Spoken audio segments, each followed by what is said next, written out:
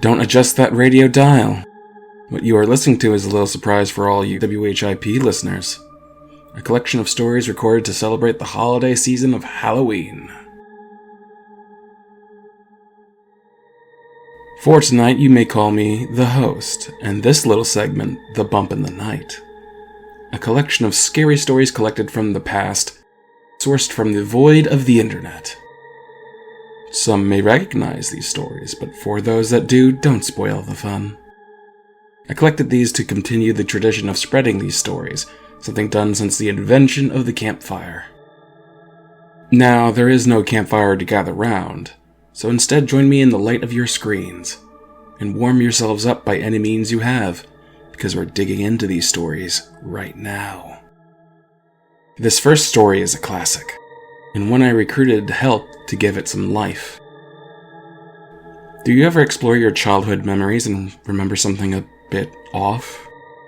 Something at the fringe of your mind that you first remember fondly, but as you reminisce, something feels wrong. From the mind of author Chris Straub, this is Candle Cove.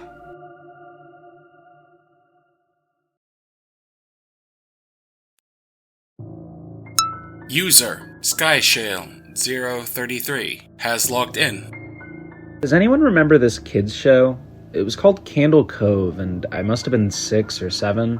I never found reference to it anywhere, so I think it was on a local station around 1971 or 1972. I lived in Ironton at the time. I don't remember which station, but I do remember it was on at a weird time, like 4 p.m.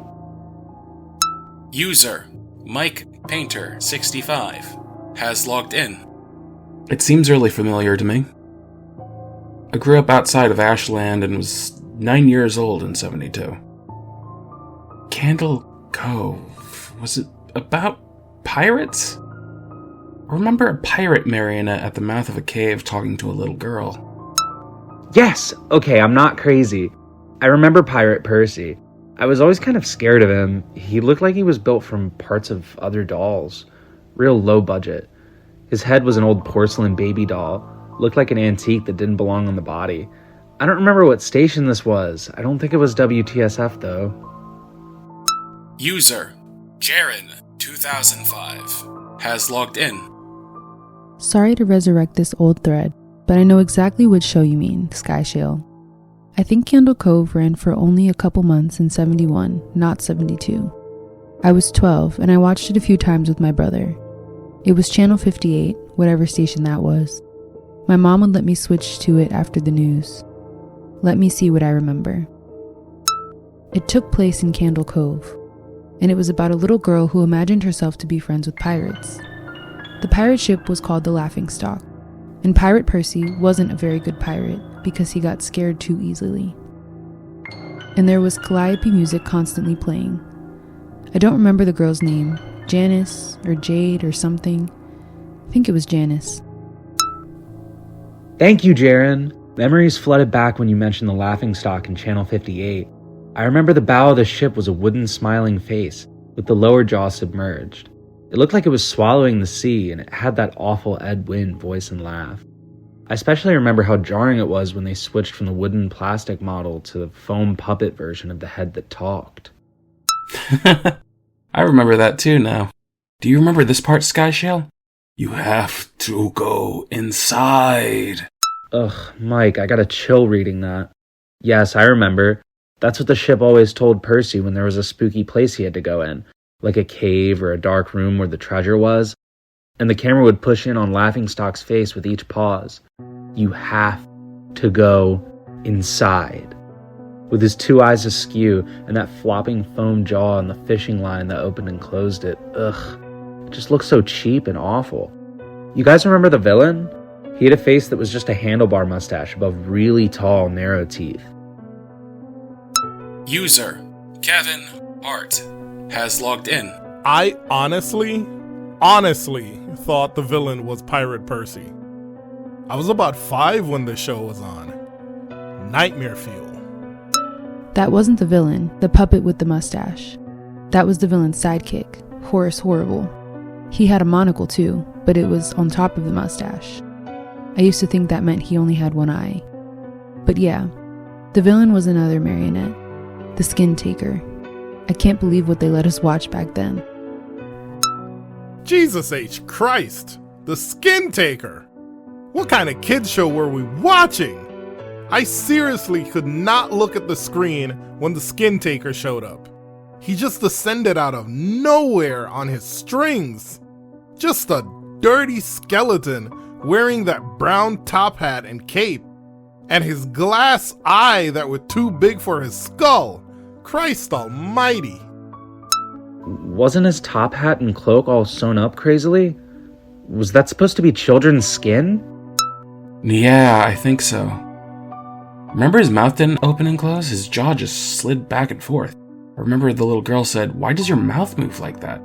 And the Skin Taker didn't look at the girl but at the camera and said, "To grind your skin."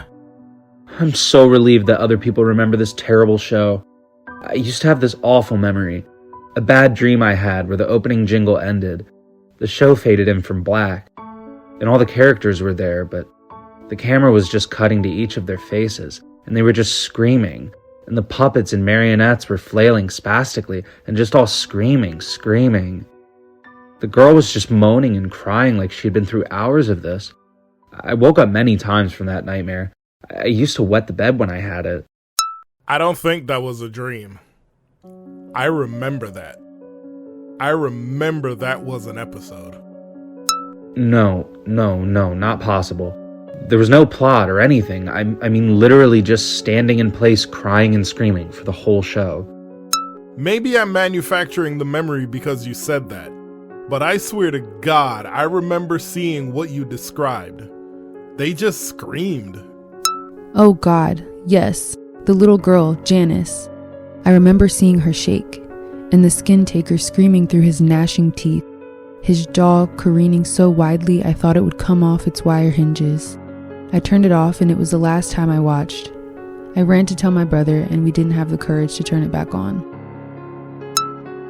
I visited my mom today at the nursing home. I asked her about when I was little in the early 70s, when I was 8 or 9, and if she remembered a kid's show, Candle Cove. She said she was surprised I could remember that, and I asked why. And she said, "Because I used to think it was so strange that you said, 'I'm going to go watch Candle Cove now, Mom.' And then you would turn the TV to static and just watch dead air for 30 minutes. You had a big imagination with your little pirate show."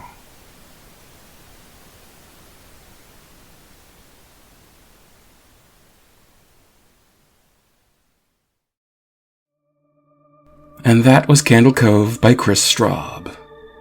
An attack on nostalgia, and a story that got so popular it got its own series on the Sci-Fi Network of all places. What a world we live in, right? Thanks for joining us, listeners, and for those just getting here, welcome to The Bump in the Night, a surprise collection of stories sourced from the internet we're beaming to you all on WHIP to get you into the Halloween spirit. You may call me the host, and we're down one story, but we got more coming down the line, so I hope you're ready. Art is such a precious thing in this day and age. Shout out to all you Tyler kids out there for really getting it. In this era where this world is so absurd and terrifying all on its own, and it sometimes feels like our words are getting lost in the commotion of it all, what better way to communicate our deepest feelings than through art? But sometimes what we dig up doesn't want to be put away, and in the act of creating art, we give it more life than we intended. From the author Douglas Greenwood for our next exhibition, The Art of Jacob Emery.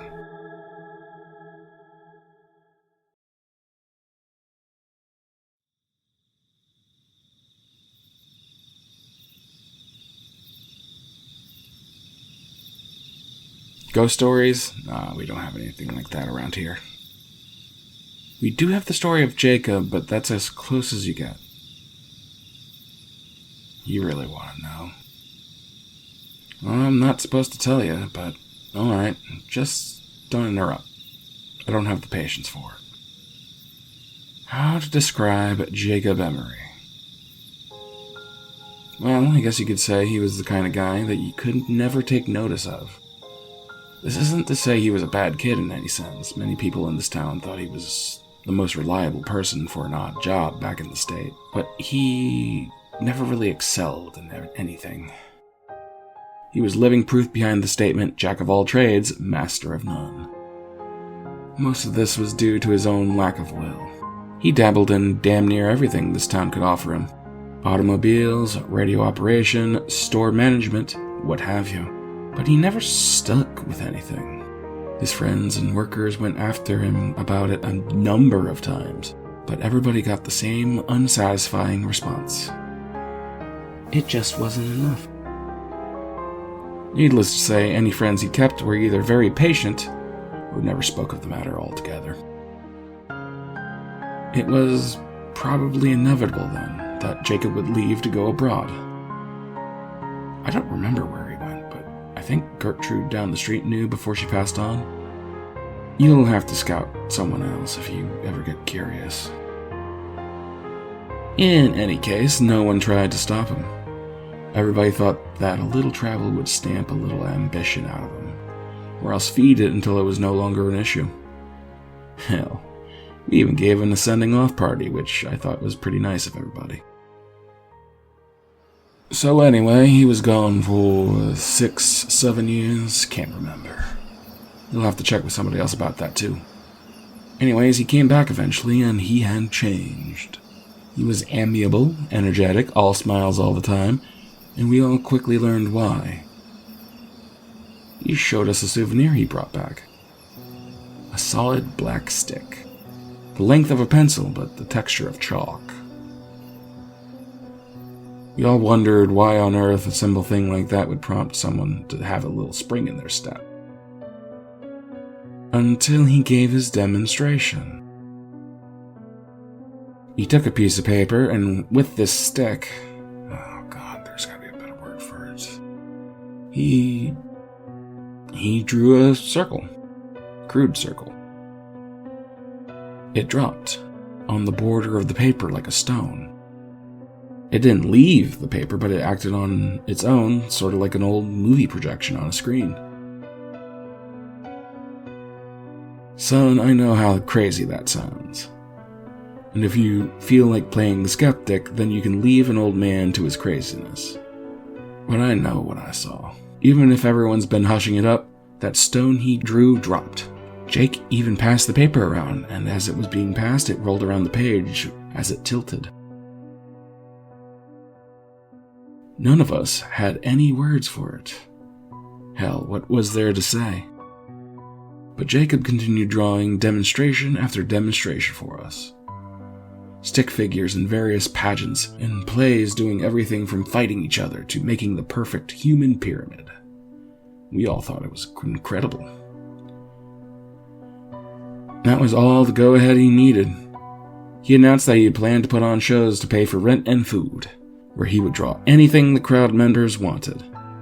That we talked to some length about, and he eventually convinced us it would be safe, his drawings ethical, the practice lucrative and unique, and that the attention would not go anywhere outside of the town's borders. Poor Jacob. If I'd not been so swept up in the moment, I might have read the signs right then and there, and I could have saved that sorry SOB by snapping that terrible thing in half. But I was younger. We all were. We saw no problem with encouraging him with what we perceived as an incredible experience to be shared with everyone else. Now, Jacob didn't have any big radio or television connections, mind you, and the internet wouldn't come around for another decade. So he did what all people on a shoestring budget did. He advertised the shows with flyers. Flyers might not mean anything to city folk, but in a small town, they gain a fair glance over from time to time. And what's more, Jacob managed to stick out a little more by having the little figures jump up and down and whatnot to get people's attention. His first show must have gotten nearly 60 people or so, probably a lot more than that. And his shows were fantastic. Someone would shout out a scene from a play or a comedy sketch, Jake's hands would fly over the white wall like a bird. He'd been holding back when he made that stone. That's for damn sure. His illustrations were spot on. He could make an incredible human figure in minutes. Come to think of it, I don't remember any of his scenes lasting more than 10 minutes to make. They were all really well done scenes too. Not only could you see a knight charge a castle, but Jake would draw the castle's interior as well, and like a wedding cake, it would split down the middle. That way, you could see the knight scale the walls, fight his way through the levels of the dungeon, fight back out with the princess, and make a leaping castle jump off the parapets onto his getaway horse, all in complete silence. Not realistic, no, but that was part of the appeal. None of us went there and expecting something real. When a sketch or a scene finished, either the characters would leave off the wall or he'd cover the wall with white paint. This was good in a way. He gave these shows a time limit, so that when he finished with all the 4 walls of the room, everyone knew the show was over until the paint dried. Jacob, meanwhile, was changing in a bad way. I'd mentioned that upon his return he'd been extremely energetic. Well, that energy, that vitality, or fervor, or whatever you want to call it, it never left him. Not for an instant. Far from it, it seemed to grow in him, and he enjoyed it all too much. His eyes grew wider, he slept gradually less over time, his statements and opinions became more radical and frenzied. And though he never was a pushover, he started to make people nervous in his company. A month or two passed and Jake's audience grew like wildfire. Nearly everyone in town paid to see his art in action, and he had to rent out larger and larger spaces for them to sit. He now didn't stop after one scene was done. He moved directly on to the next, drawing on another blank space on the wall, sometimes to intriguing effect of causing scenes to mingle, which the crowd loved. The subject matter of his art became more wild and immoral too. The monsters got more bizarre and creative. The fighters used more impossible weaponry, all for the sake of appeasing the crowd's interest. Jake got steadily more indulgent, which we figured was from the money. He became a drinker and a womanizer, neither of which got rid of that vitality, by the way. Some of those women claimed that they'd woken up in the middle of the night to see him scribbling with that stick on a drawing pad. Massive grin on his face. While most of the women said that they'd assumed that he was drawing them in the nude, rumors exist that 1 or 2 of them managed to steal a glance at the notepad. Those anonymous few said that those drawings absolutely weren't nude photos. But neither of them, whoever they are, will say what they were. Don't bother looking for notepads or flyers, though. They're all gone now. I'm getting off track. Point is, he was hitting the bottle, and that's important, because it was the drinking that would eventually ruin everything. On the night of one of his performances, as he walked in front of the cheering crowd, it was immediately apparent to everyone that he was completely drunk. I was in the front row, and I could smell the bourbon on him from 10 feet away. The show started, he went through a bunch of sketches and scenarios the crowd recommended, but at the end, someone asked that he draw himself. Everyone cheered the idea. I guess they had been wondering what his creations thought of him. Jake eventually obliged. No sooner had he finished connecting the final 2 lines on his coat, than every single character across that vast expansive wall all stopped and looked directly at that illustration. Lovers stopped kissing, clowns stopped laughing, robots stopped fighting pirates. Everything halted and looked at Jacob's illustration. The crowd died almost instantly. I remember Jake's face in that moment. Pale, white, full of terrible comprehension of how bad his mistake was, and looking desperately for the cans of white paint he'd forgotten to put out before the show. Everyone else? They were looking at the fake Jacob. That Jacob reached into his jacket pocket and pulled out a black stick of his own. And as we watched, he drew a door. He pushed on his side and the door swung open, allowing him to walk through onto the floor of the auditorium. The rest of the night was an absolute hellish pandemonium. People screamed and ran for the exits as Jacob's characters, both currently on the wall, and those who had been previously covered up with that paint, ran out of their own exit, throwing pies, shooting lasers, blowing fire and poison and the impossible. I was near enough to the exit to escape, and gave only one backwards glance. What I saw will haunt me forever.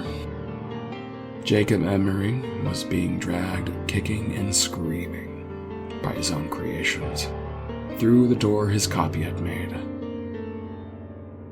The auditorium burned down, but I have no idea how many characters escaped, what happened to the fake Emery, or how many people died. The blaze brought the fire department from the near cities to over 100 miles away. They in turn brought the police force, which brought the government, which hushed up everything. They took the flyers and any art Jake made and swore everyone to secrecy or else life detainment. Fire was blamed on an unextinguished cigarette in the garbage during a baseball game.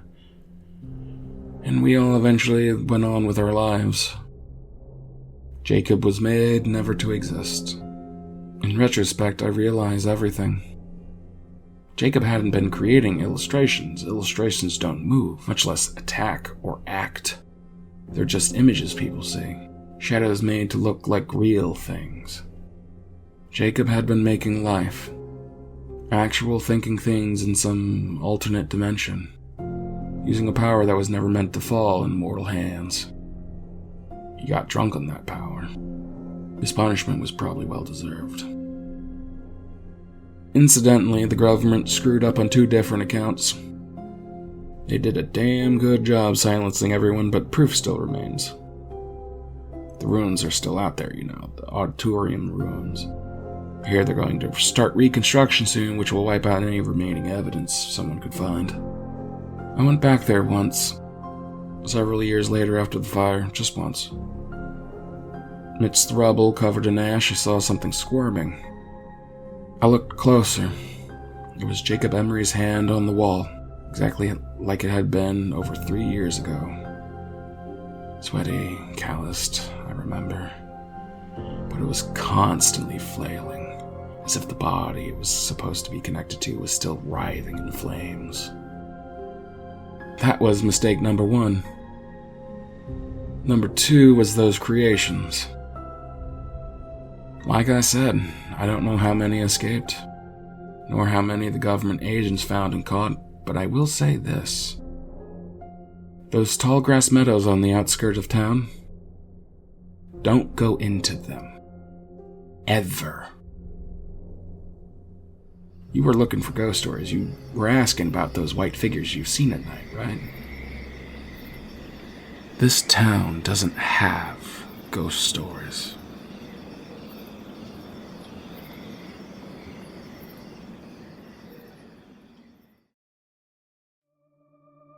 And that was The Art of Jacob Emery by Douglas Greenwood. Please visit the gift shop on your way out. This is The Bump in the Night, WHIP's little Halloween surprise of stories. Though if you're just tuning in, we only have one left for you, but stick around. The host has saved the best for last. But for now, may I interest you in some local flavor? Did you know that Temple University has their own ghost stories? No, really, it surprised me hearing this. It's funny to learn that after 139 years, Temple's founder, Russell Conwell, might still be hanging around the place. Conwell's grave resides on campus, specifically in Founder's Garden, where we can see a bust of his head still keeping watch. It turns out, though, it may be more than just a figure of speech. As posted by The Nutshell, October 14, 2024, Conwell might be a theater fan, as it's said that Conwell still haunts the Temple Performing Arts Center. This carries a similar fare with similar stories surrounding a bunch of the old buildings here on campus. Be relieved, super seniors. You aren't alone in feeling stuck here, maybe. With all the cameras on campus, I wonder if a security guard ever caught something that was unexplainable.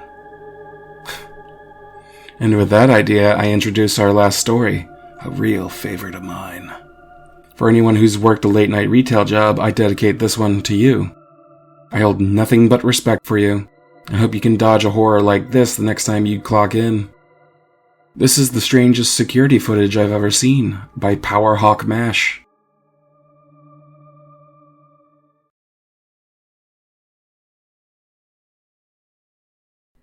I work at a gas station in rural Pennsylvania. It's a boring job, but it's pretty easy and it pays alright. A few weeks ago, this new guy started. I'll call him Jeremy. Jeremy is weird. He's about 25 or 26, and he hardly ever speaks. But he's got the creepiest laugh I've ever heard. My boss and I have both noticed this, but it's never a problem, so there's not much we can do about it. Customers have never complained about him, and he's always done his job fairly well. Up until a few weeks ago, that's when things started to go missing. Employee theft can be a problem at any business that sells consumer goods. And there's only one person working at a time at this gas station. It's a pretty small place. About 2 weeks ago, my boss started noticing that we were short on motor oil. At first, it was a few containers at a time. Then entire shelves. And boxes from the back rooms. Pretty soon, entire shipments would be gone the day after we got them. And it would always be right after Jeremy's shifts. My bosses checked the security camera tapes from every single night he worked, but he could never catch him in the act. Jeremy would lock up at closing, then the motor oil would be gone the next day. My boss usually takes the tapes home with him to try to catch Jeremy stealing, but his daughter had a softball game last night, so he asked me to watch the tape for him. He offered to pay me overtime under the tape, so obviously I took that offer. There are 3 cameras, so he gave me 3 different tapes to check. I figured it would be a long night, but I'm trying to save up for a vacation, so I really need the money. I took the tapes home, popped them in, and sat back. 2 days ago, the last time he worked, Jeremy started at 4 p.m. He counted up his drawer, switched off with the girl who was working before him, and waited for a customer. The first person who came in was Mrs. Templeton. The timestamp on the video read 4:03, a regular. She picked up her cigarettes and a newspaper and paid with a 20. Nothing unusual there. The next customer was some local guy named Ron. He drives a motorcycle, usually comes in every few days. He filled up his tank, got a bag of beef jerky, paid with his credit card, and then left. Next was some guy in a cowboy hat. I'd never seen him before, but we get plenty of strangers passing through, just like any other gas station. He got $40 worth of diesel fuel, paid with a $100 bill, and then went on his way. I sat back and sighed. The only thing more boring than doing this job is watching someone else do it. My boss's offer was enough to keep me watching, though, so I left the tape on. Everything seemed pretty normal. I had a feeling that if Jeremy was stealing motor oil, he knew we were suspicious of him by now. I didn't expect him to be dumb enough to let us catch him in the act. Things stayed boring and routine until about 5 o'clock. At 5:03, Mrs. Templeton came back in. She must have forgotten something. But she didn't. She bought the same pack of cigarettes as before and the same newspaper. She paid with another 20. That's odd, I thought, but then again, she's a little absent-minded.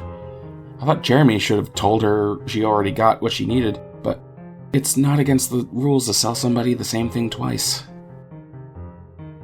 That's when Ron came in again. He bought another tank of gas for his motorcycle again. I later checked the outdoor camera because I thought he maybe had another car he wanted to fill up. And the same pack of beef jerky. He paid with his credit card again. No big deal. I figured this was just a weird coincidence. Mrs. Templeton is forgetful and Ron owns probably more than one Harley. But that's when the guy with the cowboy hat came in again. and I felt a chill run down my spine. Don't get Diesel. Don't get Diesel. I found myself whispering to my empty living room. But he did. He got $40 worth of diesel fuel again, and paid with another $100 bill. Every move he made was identical to the first visit, right down to the way he scratched his nose before he walked out. Either this guy is rich, owns a lot of trucks, and just moved into town, or something really bizarre was happening. I kept watching. Every customer for the next hour was the same as before. Every single one. I was seriously freaked out. And then at 6:03, Mrs. Templeton walked back in. She bought her cigarettes and newspaper again and paid with the 20 again. I thought I was going to lose it. I only watched another half hour before I started fast-forwarding through the rest. It was all the same. Every customer would come in at the exact same time, exactly 1 hour apart. Now I know what you're thinking. That sneaky SOB Jeremy had messed with the tapes. He had run a loop of the first hour of business over and over again, but that wasn't the case. There are windows around the cash register area that cameras cover, and I watched the sunlight fade as time ran on. Jeremy's routine didn't loop over. He swept, mopped, restocked, did all of his duties exactly how you would expect. But the same customers kept coming in. I was panicking at this point. Something was wrong with what I was seeing, and I had no explanation for it. I skipped ahead to when he locked up and walked out to his car. He hadn't stolen anything, but I just kept watching. I had to make sure. Fast forwarded one last time to about midnight. At 12:03, out of nowhere, Jeremy's face pops up on camera. I don't mean he moved his head into view. I mean, 1 second the store was empty. The next second, his face was everything I could see. He wasn't looking at the camera. He was looking at me. I'm so sure of that. I screamed and fumbled for the remote, but by the time I got it, he was gone. Just as soon as he left. One frame he was there, and the next he wasn't. My hands were shaking like crazy, but I popped in another tape. The other indoor camera shows the back area by the cash register, and I would be able to see how he got up to put his face in the camera like that. I skipped ahead to 12:03, but there was nothing. I would have been able to see him standing on a chair or something on this tape, but he wasn't there. I didn't see him enter the store at all after he left. It's like he wasn't really there. He doesn't know the security code. No alarms were triggered that night after he locked up. What I did see, however, was that 12:03 the motor oil vanished off the shelf. All of it. Same as Jeremy's face. 1 second it was there, the next it wasn't. I turned that tape off and went to bed. I didn't get a wink of sleep. My body is exhausted right now, but my mind is racing. That tape was undoubtedly the creepiest, most disturbing thing I've ever seen in my life. I work in a few hours. My boss asked me to bring in the tapes and let him know what I found. But really, what the hell am I going to say? Jeremy works the night shift tonight, directly after me. And the plan is for my boss to come in just before I leave and confront him with me, as I'm supposed to be the one who caught him stealing. I have no idea what I'm going to do. I suppose I'll have to show my boss the tapes, but I don't want to watch them with him. I never want to see something like that again. I can't get the image of Jeremy just smiling directly into the camera out of my mind. It was the creepiest look I've ever seen on a human being. Anyway, I'm going to try to get some sleep before I go in and deal with this. I'll let you guys know what happens. Update, 2:49 p.m. Updating from my phone. Apologies in advance for my voice quality. My boss just finished watching the last of the tapes. I told him what to expect, but I can't really prepare someone for something like that. He's scared out of his mind. I still am too. And Jeremy's due to come in at 4. We've got little over an hour to get our stuff together, but neither one of us knows what to say to him. Is he just some weirdo who likes to steal motor oil and scare the hell out of people? Or is he something else? I don't know if this is crazy, but does anyone think he could have anything to do with the time loop? My boss said he never noticed anything like that before in any of the other tapes, But the way he popped up in this one made me think he knew I would be watching. It's like he wanted me to see what he could do. Like he's showing off or something. The way he smiled into the camera, like he was a little kid showing you a sandcastle they built or something. I don't know. I probably sound crazy, I sure feel it. I sure do feel it. I'm going to talk to my boss some more. We have to calm ourselves down and figure out how to deal with this. I'll update again later tonight, but I have some really bad feelings about how this is going to play out. Update, 4:33 p.m. No sign of Jeremy. Tried calling him, but his phone's been disconnected. We're calling the police. Update, 5:33 p.m. No sign of Jeremy. Tried calling him, but his phone's been disconnected. We're calling the police. Update, 6:33 p.m. No sign of Jeremy. Tried calling him, but his phone's been disconnected. We're calling the police. Update, 7:33 p.m. No sign of Jeremy. Tried calling him, but his phone's been disconnected. We're calling the police. Update, 8:33 p.m. No sign of Jeremy.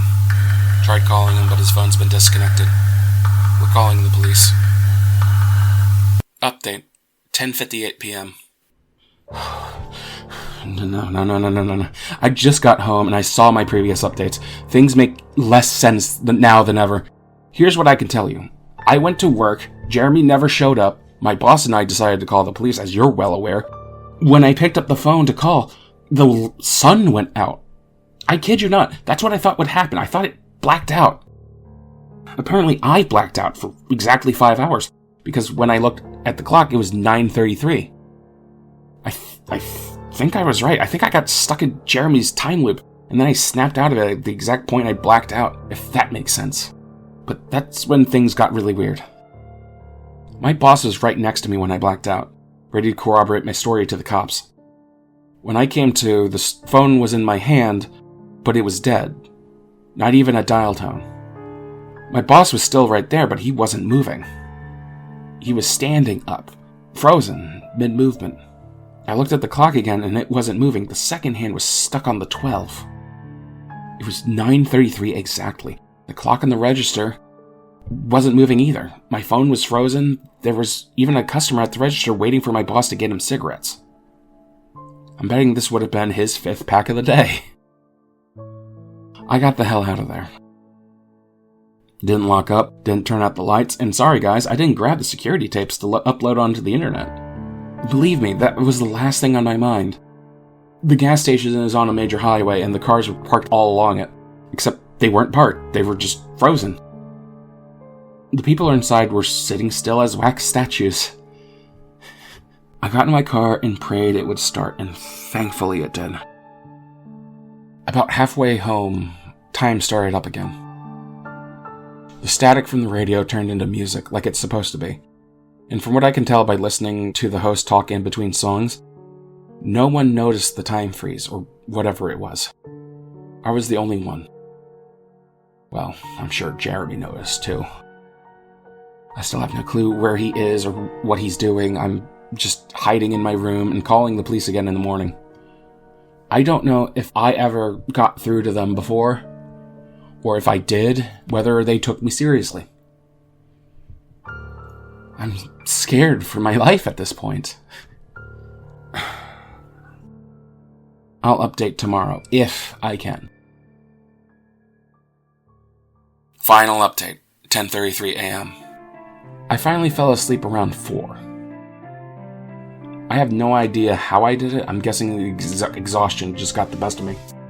This morning, I woke up to my phone ringing. It was my boss. He'd been calling me since 6.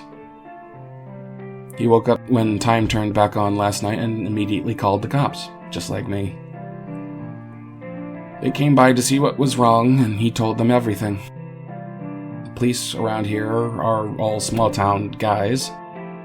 They were more concerned about the missing motor oil than anything, but my boss figured he would just take that as long as he had their attention. I decided to go looking for Jeremy. We keep all of our employee applications on file, and since Jeremy just started working here, he was easy to find. I checked the address on it and headed over to his house. But you're not going to believe what they found. The address Jeremy listed on his application was an empty lot. Or at least now it is. There used to be a house there, but it burned down in '93. Being a small town, almost everyone remembers that fire. A family of 4 used to live there. All the way back then. Rumor has it they had an estranged son who they never really talked about. But I can't say for sure if that's true. What I can say is true is that after an insurance investigation, the fire was ruled an arson. The entire house was soaked in oil and torched with a Molotov cocktail. The entire family was sleeping there when it happened. None of them survived. They never caught the guy who did it. Rumor has it, when they tried to contact the estranged son, no one could find him. Anyway, my boss called and told me this, and I freaked out.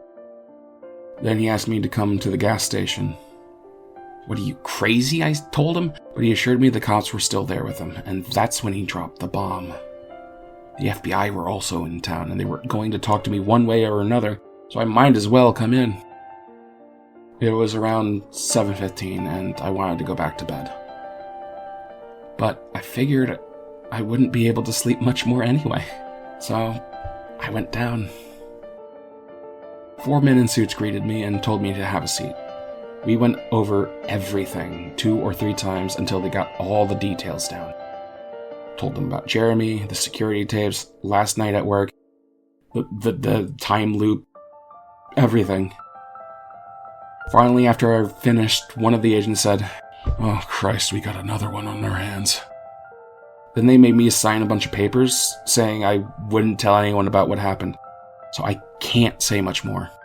I might be breaking the law just by posting this, and I can't have another thing to worry about right now. So, now I'm home. I'm not sure what to do with myself. That agent's words when I told him the story are going to haunt me for the rest of my life. Anyway, I've got to go.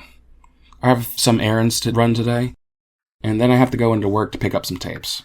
My boss and I think this new guy, Jeremy, is stealing motor oil, and I have to watch the security footage to see if I can catch him doing it. I have better things to do, but my boss is paying me overtime under the table, and I'm trying to save up for a vacation so I could really use the money. It should be pretty simple. The oil always goes missing right after his shifts. I figure I'll just watch the tape, catch him in the act, and that'll be that.